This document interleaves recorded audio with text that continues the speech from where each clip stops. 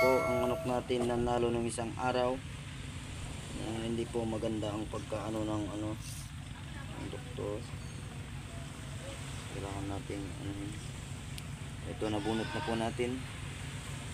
So, kasi yung mga doktor nila hindi talaga marunong. Kaya ito ang kinalabasan ng manok natin, sugat, ganito. 2 weeks na po ito nanalo ngayon. Hanggang ngayon hindi pa rin gumagaling dahil sa kagagawan ng doktor, hindi marunong. Kaya kailangan nating operahin.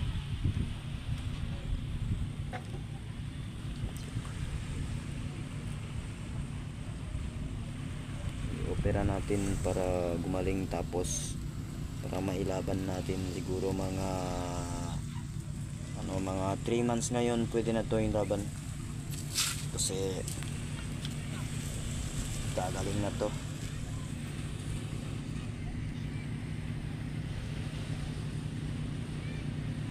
Problema nito, hindi natin pwedeng tahiin kasi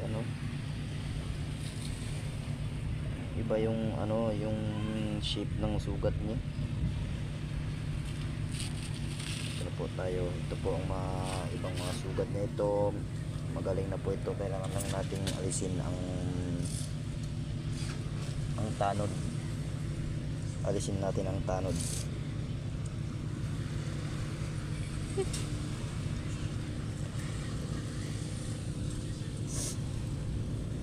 Kagalingan mo naman, cameraman. Women po, kasi batang babae po ito. Ang cameraman natin, camera women pala. Camera girl. Sige.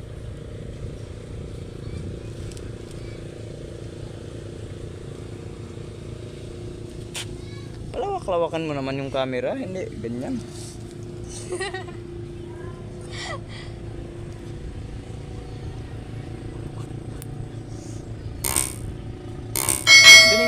Tingnan mo kung mag-camera ka para makita ng ating mga viewers. Para hindi ma-disappoint ang ating mga viewers. Huwag mong ipalagay sa kong camera. Para ma-clear po talaga ng mga ating mga viewers ang ginawa nating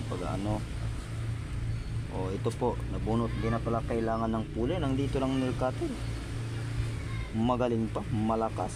Sobrang galing at sobrang lakas. Ito po, kaya po likot talaga nitong manok. Tingnan nyo, nagkapungkol-pungkol na.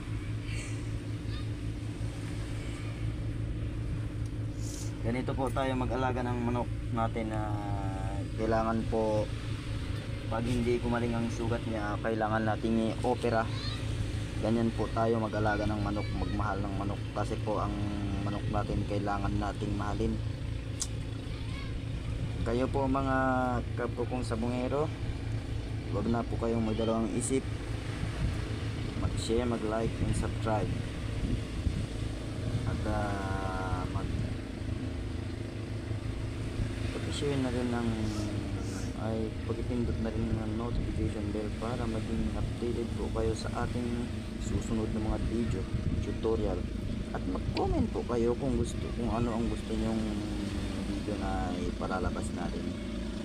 Ito, pinalabas ko po itong video kasi gusto ko pong makatulong sa mga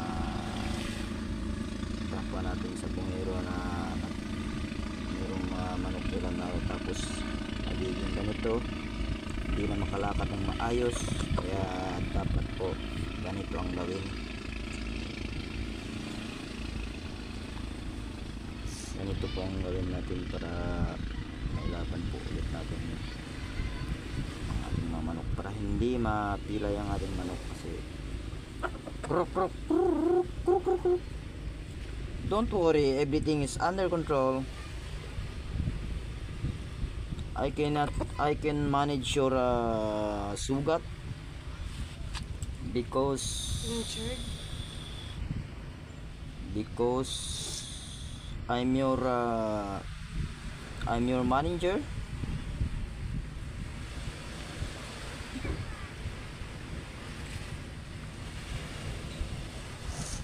Pagdating po sa mga ganito, sa mga sugat-sugat, wala pong problema sa atin kasi magaling po tayo. Mas magaling pa po tayo kesa dito sa camera natin, camera girl natin. Hindi po magaling. Okay. Kaya po mga viewers natin, salamat sa inyo po. Kaya yung mga followers natin sa mga Facebook at saka sa sa YouTube. Kawawa naman itong manok natin, nagkaganito. Kailangan natin, hindi na ito pwedeng tahiin kasi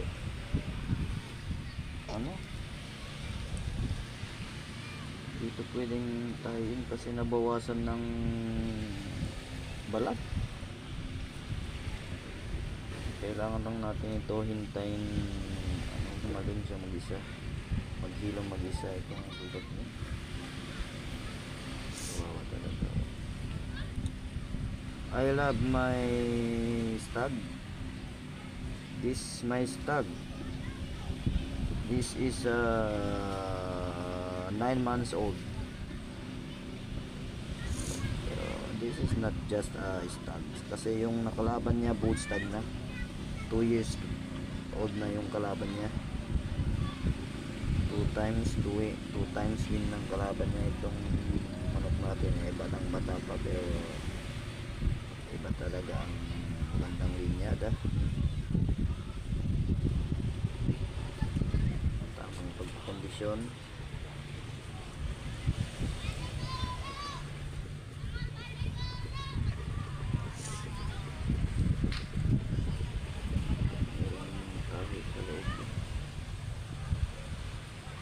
May tanod sa loob. Dito ang tanod ito po ang mga bagay na kailangan nating alisin sa loob ng sugat ng manok kasi nakakapilay po yan po ang dahilan ng pagkapilay ng ibang manok, ng ibang sabongero, kapwa natin sabongero. Yan po ang tinatawag na balantukan.